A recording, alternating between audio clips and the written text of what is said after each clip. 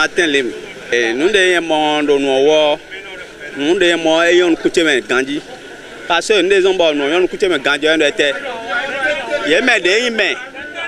bon mais comme ton les bon nous asi pour dire ouais nous les ministre à que était les de y ou quand tout bon et ouais ma so gbe nous coin ton mais parce que nous devons dire to 5 heures et non France bon du boy ko ye du te me du e me de du te me le de gan ho bo me la ho ajan si po dio de wa do bon dio me du le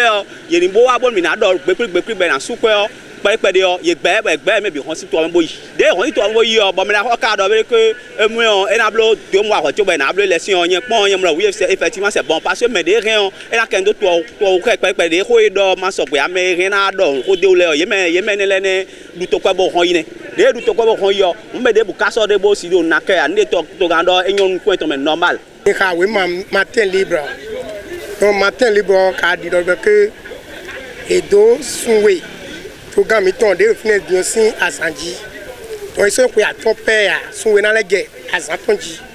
donc e kai mo ni mo ke o da sen wu ne e ka da sen wu le do mo nu communauté na hewa ta gbere te na hewa nto yan le te na hewa nto mi o tun mais assemblée de fine di on egbese ro sen le voter we o mi no mo kun je sen le bi de buwa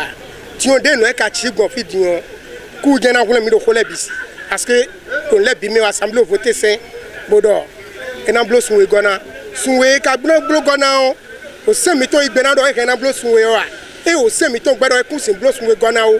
parce que do fine di on ku je na do hodo ko e ba mi di onu to nwe yen mo na do bi o jane igbe yo ko jira we man de ton le yo on ga nous de yo matin libre sans vivo et ouais non timé do anonu gbe mi ton me